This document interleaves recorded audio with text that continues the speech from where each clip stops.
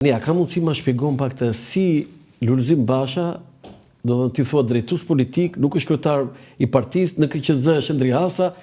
S'ka zgjë. Mua më zë makina kur lexoj këto gjëra. Të zë makina, po ka ilaçe për këtë punë. Një nga ilaçet për shembull është arsyetimi që mund të t'jap punë. Ju keni filluar doktoresh? Jo, E absolutisht. keni lënë ardhin? Jo, nuk e kam lënë ardhin. Po është një ilaç që mund të ta jap shumë kollaj. Unë nuk të dëgjosh dhe të reflektosh.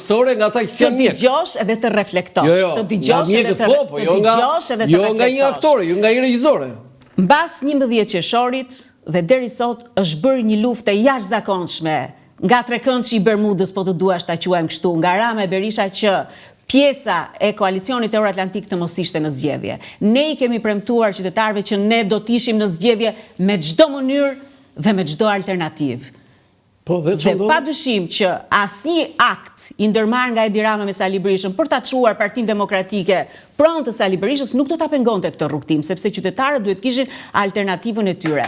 Gjetëm zgjidhjet, u ndërtua ndërkohë që zoti Basha dhe pjesa jonë jemi në betejë, sepse betejë për Partinë Demokratike për legitimitetin e saj nuk ka mbaruar, është regjistruar koalicioni Euroatlantik me kryetar teknik Endri Hasën, drejtues politik askush në Shqipëri nuk e dyshon dot që është Lulzim Basha. Më vjen mirë që vjen për qeshur, po duhet në fakt të mos e marrësh me të qeshur. Po Lulzim Basha është kryetar thonë ju.